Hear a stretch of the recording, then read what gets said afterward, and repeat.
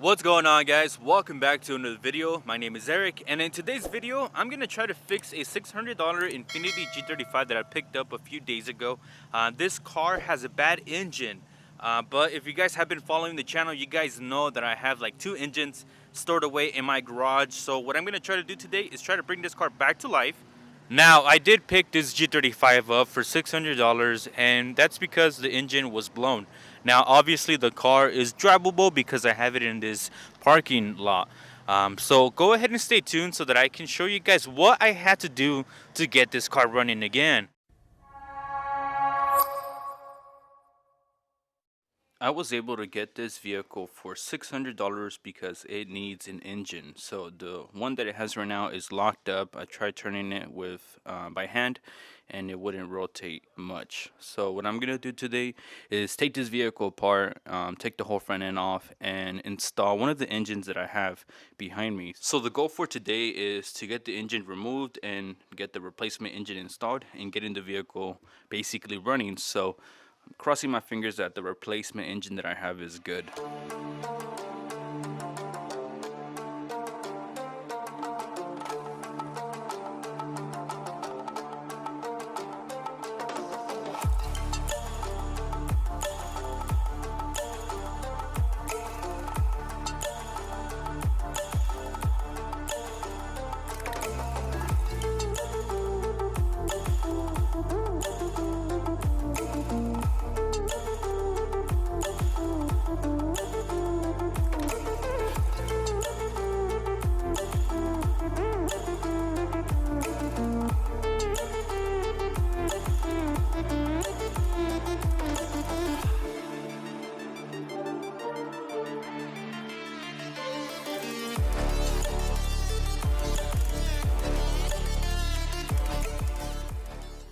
So for the most part, everything that is in the front of the engine that needs to be disconnected has already been disconnected. I need to go inside and remove the wiring harness to the ECU and then go underneath and disconnect the white pipe, and then this engine should be ready to come out. So as you guys can see, I've done some work off camera, but basically the engine is pretty much ready to get removed. I did disconnect the wiring harness that connects to the ECU. So I have all of that off to the side. Got the power steering pump off to the side. I got the AC compressor off and to the side along with the condenser. So right now there's only two bolts, or actually two nuts, that hold this in place. And that is the engine mounts. So I believe either they're 14, 17s or 19s. I don't recall. But once you remove those, the engine's gonna want to go down, so I have it supported right there. And I'm gonna remove the transmission, I'm gonna remove the cats, I'm gonna remove everything together as one unit.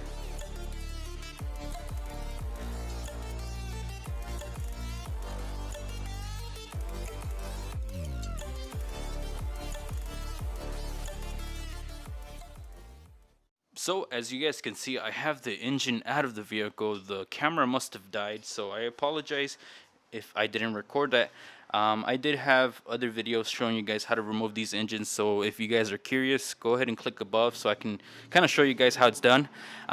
So this is like my fifth engine that I removed, and it has to be the most difficult one that I've removed, and that is because of the stupid catalytic converters. I left them installed, and the reason I did that is because the nuts on here were very difficult to get out, and this vehicle was from the Rust Belt, so a lot of the fasteners here are really rusted in place, and what I ended up doing was just removing one side of the intake, the exhaust manifold, as you guys can see right here, to pry it out.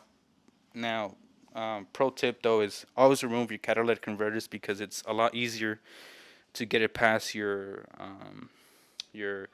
steering shaft. So once you get that stuff out, the engine will come out. And I did support it from the front of the timing cover and the plenum right here, and I've always done it this way and it seems to hold up fine.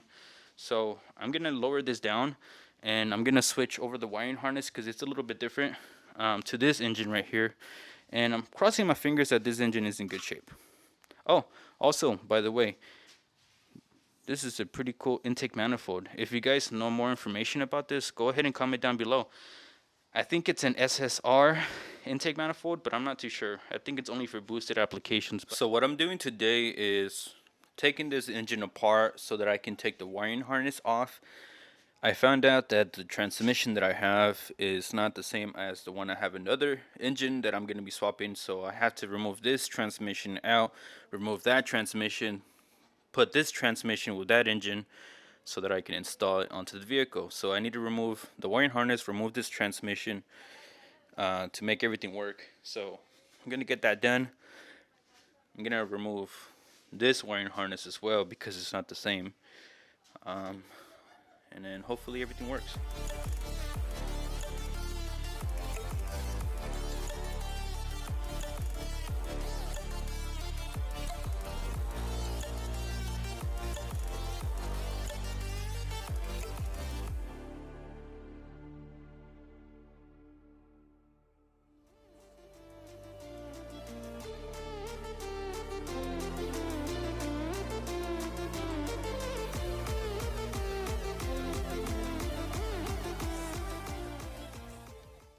For the most part, I have the good wiring harness off to the side from the bad engine. I did have to remove the plenum so that I can get to the knock sensor because I believe they're a little bit different from the 2003s, which is that engine over there. So I have the wiring harness off to the side. I am going to have to separate the transmission from the engine, but I'll do that in a second. I want to go ahead and remove this wiring harness out of the way as well. And then once I have them both removed, I will go ahead and remove the transmissions on both. So with the power of editing, I'm going to go ahead and get this guy out of the way. Soon after. And we're back. So as you guys can see, I have the wiring harness out of the way and I actually have the engine ready to be lifted. I'm going to separate the transmission from the engine. There's a few fasteners on the outside of it. Some of them are 17, some of them are 14. So you just have to remove all these guys out of the way. I have a electric impact, but if you don't have one, you might need to use a breaker bar because these are on there pretty tight. So we're going to remove all of these. There's some on the other side, obviously, right over here. We're going to remove all of them. And then, pro tip, you guys won't be able to really separate your transmission from your engine unless you remove 4 fasteners that go through the torque converter that mount to the flex plate. Those are 14 millimeters and they're very small, so get those out first and then do this. There's a little cover that you need to remove so that you can get access to those fasteners, which is right here. But once you remove those fasteners, you should be able to separate both of these. So we'll go ahead and do that right now.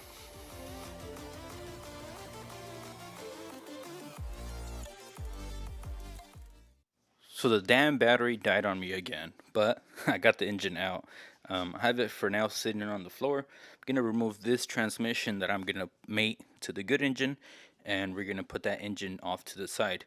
So a few things that I would want to point out to you guys, tips that I encountered when I was removing this engine from the transmission, is that these lines over here will get in the way.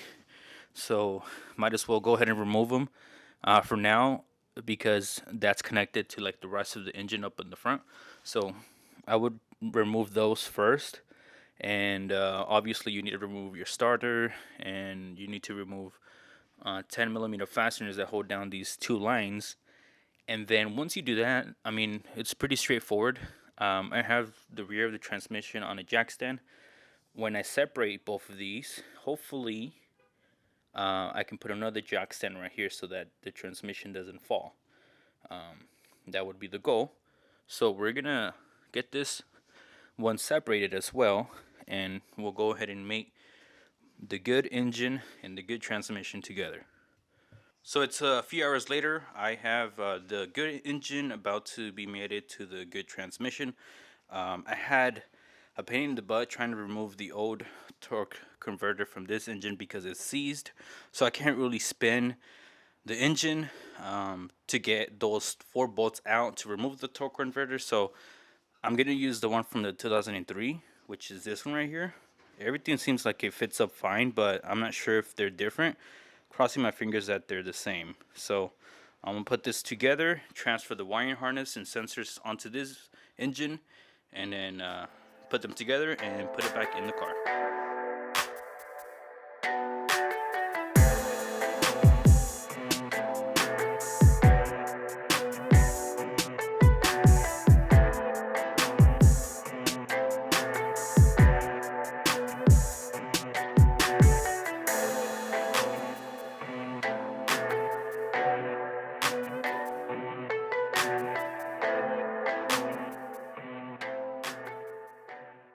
Today is the day that the engine goes inside of the G35.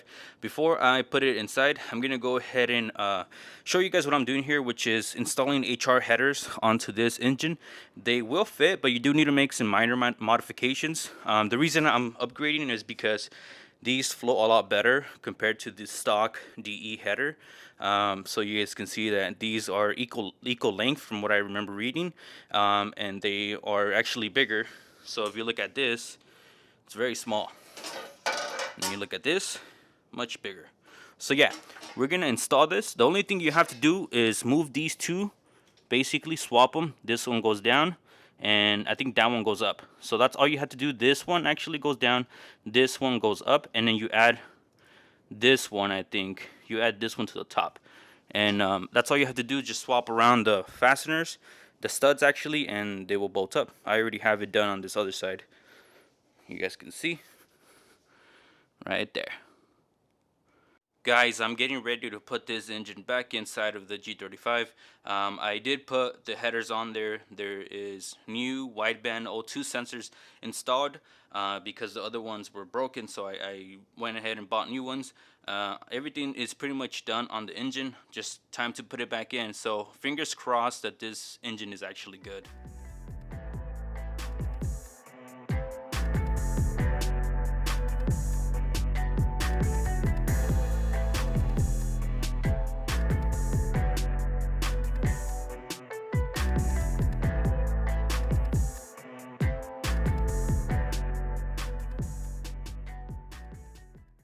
Finally got the engine in. It's a little bit finicky trying to line everything up, but everything is in there good. I'm gonna go ahead and fasten everything back up and turn on the vehicle. So I have a few things connected. I'm gonna see the vehicle turns on. I'm really crossing my fingers that this engine is good.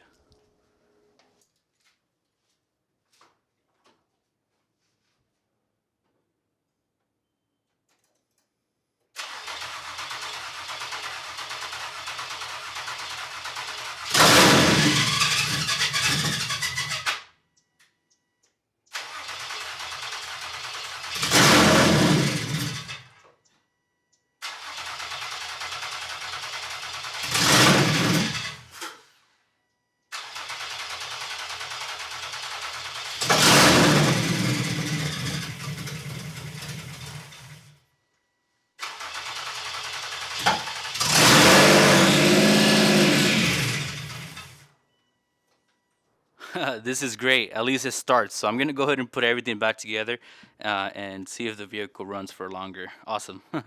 The next morning. So the G35 is running. However, it does make a weird noise when you put it in drive. So I think either the transmission is not fully aligned or something's up with it. Let me know in the comment section below if you guys have ever swapped a automatic transmission and you ever have like a weird noise on startup. It goes away once it heats up and everything, but it's kind of strange why it still does it. As far as the vehicle goes, I think it looks in pretty good shape.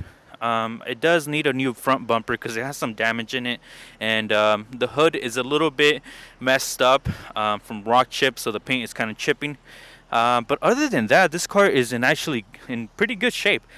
So I am gonna sell this car eventually, but I did want to show you guys what I had to do to get this car running. Now the G35 did come with the muffler delete and aftermarket taillights, and it did come with true heart coilovers, which I ended up taking off because one of them was damaged. So I put the stock suspension on it, and it did have different wheels, and one tire was popped, so I did take that whole set wheels off and I just put these wheels on it. I think it looks okay. If it was lowered, I think it would look a lot better. I do have the grill, but I haven't really finished this project yet. I'm gonna go ahead and give it a cleaning and then probably sell it later on. Now, if you guys did like the video, please make sure to give it a thumbs up. Consider subscribing for more videos like this, and I'll see you guys on the next one. Peace out.